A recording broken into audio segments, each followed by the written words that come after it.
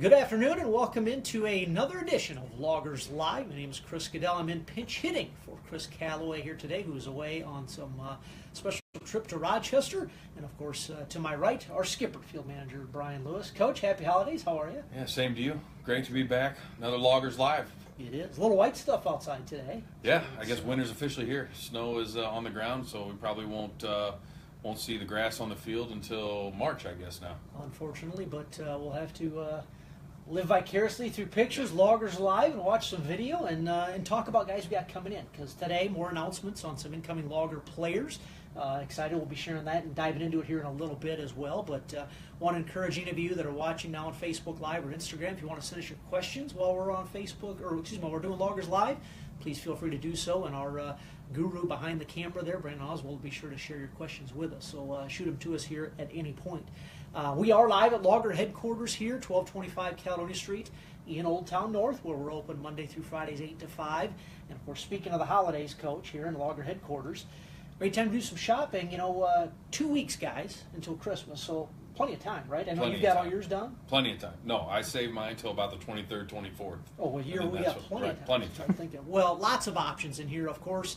All kinds of Loggers wear, gear, sweatshirts, jerseys to pick up, great looking polos. As a matter of fact, we're sporting a couple. Coach, yours looks pretty darn good right there. So that's always an option to take a look at. And don't forget about our ticket packages. We got great season ticket options available right now as well for the 2018 season, both full season tickets, half season tickets, our You Pick 10 plan. And of course, don't forget about our famous Quick Trip featured 5-game packs as well. Very hot right now. You can also get those online at lacrosseloggers.com. Get a ticket to 5 of your featured home games, just $55. It includes all you can eat this year before first pitch. Yes, I did say all you could eat, Coach. So that's a pretty good deal. So I can turn batting practice over to the assistant coaches and head on out there, huh? Well, if folks, you heard it. If you see somebody in line in a uniform, you'll know it's Coach Lewis with his Quick Trip featured 5-game pack. But yeah, check that out again online, lacrosseloggers.com. And coming later this week, we're going to have a special on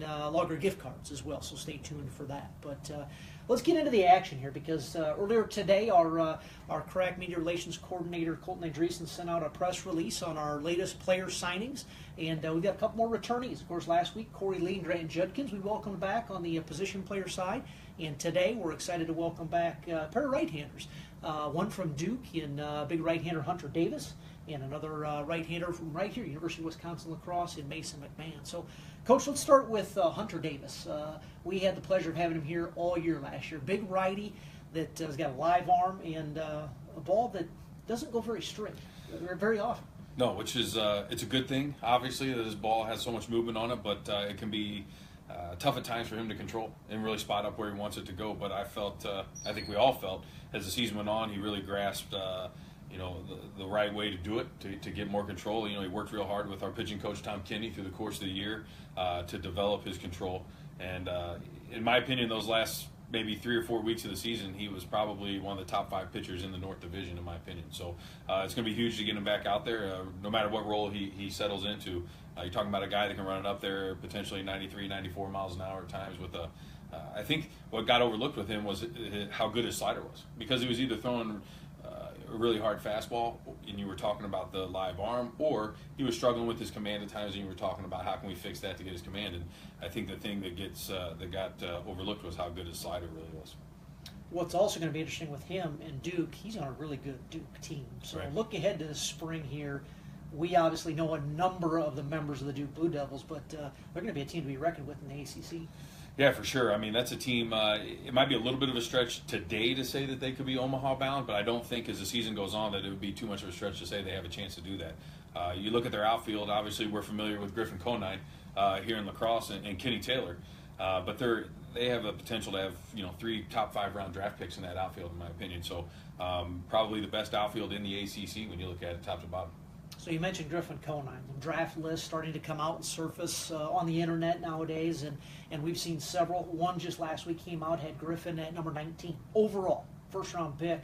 In your mind, is this guy a first-round draft pick come next June? Yeah, that wasn't the 19th round that they had him settled in at. So I think so. I think when you look at his tools, that he is a first-round draft pick. Obviously, he has the power, which we all witnessed here, and they're seeing in college baseball now. But I think that one of the things that got overlooked his time in the Northwoods League was how good his arm was. I mean, he has a major league outfield arm. He's upwards of 90 miles an hour from the outfield with that arm. He runs really well. You know, he's got the potential to be a 2020 guy at the next level, and maybe even more depending on how he progresses. So I think when you look at tools and obviously pedigree coming from the Conine family and his dad being Jeff Conine, those are things obviously that the scouts and the front offices love. So I think he's got a real shot to be a first rounder, definitely. Back to Hunter Davis now. Let's fast forward to not only this spring, obviously, with Duke, but next summer with the Loggers and getting back here in this number 29 uniform. What kind of role do you possibly see Hunter in come next summer? You know, that's going to be a little bit up to Hunter, truthfully, where he's comfortable. Because when he's comfortable and he's right, he's dominant. And, you know, early on we had him in the rotation. He showed some signs, and then he struggled at other times. When he was coming out of the bullpen, he seemed to be more comfortable. He actually alluded to me through conversation that he kind of enjoyed the bullpen role a little more, at least at that point. So some of that will depend on him and his comfort level. Some of it will depend on Duke and what they want him to do in the role that they put him in this spring out there in the ACC. So in our perfect world, I could see him being at the back end of the bullpen, going 3-4 outs every other day or every couple days. But it's nice to know that if we need a swing man that can start if needed, that he could do that. But I think he's more the guy that if you can bring him in, let him blow it out for 3 outs, 4 outs, and let him live at that 92 to 94 with that slider. He could be a real asset in the back of the bullpen. So our other signee today, we announced another returnee, Mason Mcmahon, again from the University of Wisconsin Crosse. We also had the pleasure of having him here last summer as well. Talk a little bit about Mason and what he brings to the table. You know, Mason was a nice surprise to me. And, you know, he was recruited to UWL as a second baseman and then converted to a pitcher. So pitching was still kind of new to him for the Eagles here in town and also for the Loggers. It was kind of a new thing for him. He showed velocity out of a smaller body guy that you usually don't see.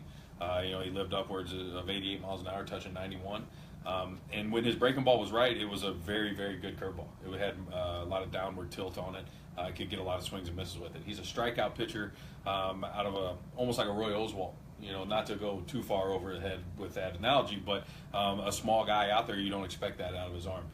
The thing with Mason is just going to be consistency. You know, he's going to have to settle in for UWL as their number one starter. I think that'll benefit us that he's going to have that experience. But, you know, when you talk about role with him, it'll be, you know, probably early on, maybe as a starter. And then once our full roster's here, maybe as a swingman to the bullpen. But if he can control that breaking ball and keep it in the zone, there's no reason he can't be a top-flight pitcher. So last week we announced, of course, a pair of position players returning in Grant Judkins and Corey Lee. Today, Hunter Davis, Mason Mcmahon, 4 returnees to this point. Talk about returning guys. You've been in the league for so many years now. Do you see a difference in guys that come back for their second year in terms of their mentality? Not talking the tools now, but what they can bring to the table that maybe somebody that's brand new to the league can't offer. Yeah, you know, you do see it, and we talked a little bit about it last week. It's more about they're used to the grind of the schedule. You know, a lot of these guys, it's the first time when they get to the Northwoods League that they're playing every single day, and traveling on the buses for the durations that they travel. You know, Mason McMahon's a little bit different, being at the D3 level. He travels on buses quite a bit, but a lot of these guys from the D1 level, they don't travel by bus. You know, they fly everywhere, and it's a new experience for them. So, you know, those are the biggest things with returning guys. With these two being pitchers, it's a little bit different for them because there's with so much turnover a lot of times in the league with coaching staffs and different pitching coaches and that nature. It'll be nice for them to already know how Coach Kenny works, how Tom works, and what he's going to expect and have that relationship built. So, you know, these are guys that are going to be used to the grind. They're going to be used to the way the coaches handle things, especially, you know, working their day-to-day operations with Tom, and they can kind of give a heads up to the other pitchers on what to expect. Well, once again with field manager Brian Lewis here today, our latest signees, returning pitchers, Mason McMahon from University of Wisconsin La Crosse and Hunter Davis from Duke University. Maybe a little sneak peek, Coach, but Hunter will be joined by some other Duke teammates. That was more news coming here down the road, and I know you're excited about this other group. You know, I was told I couldn't talk about that today, and now you're just trying to tease me a little. I'm not gonna fall for it. I'm not going for the bait, but I think that the Blue Devils are going to be well represented in lacrosse. I'll leave it at that. Absolutely. Well, always good to talk baseball with you, Coach. And we got to remind everybody, speaking of talking baseball, and when the winter comes around, we like to crank up that hot stove, and we're going to crank it up even more tomorrow night.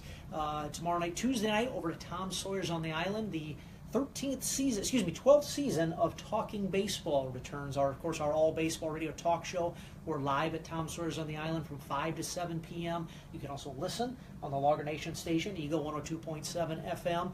And Chris Calloway will be back.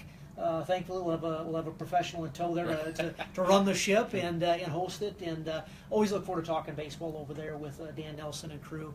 Open to the public. Anybody wants to come in and join. Great food over there at Tom Sawyer's, and of course we'll be there to talk some baseball as well. And winter meeting's going on right now, Coach. Your Cardinals haven't made a deal yet. No, well, Luke Gregerson's a nice pickup, but I'm kind of glad that we didn't get in on Stanton. But we can talk about all that tomorrow on the radio. I've got to put in a lot of work tonight. I'm already studying the menu over there to decide what I'm going to order tomorrow night for dinner. So I got a lot of work ahead of me this evening. I thought you meant you were going to do work on talking baseball. Okay, the menu, I got it. Well, we'll see all of you tomorrow night at Tom Sawyer's 5 to 7. If you can't make it, listen in on the Logger Nation station, the Eagle 102.7 FM. Thanks again for joining in on Loggers Live. Check in next week for another edition of Loggers Live right here at the Logger headquarters.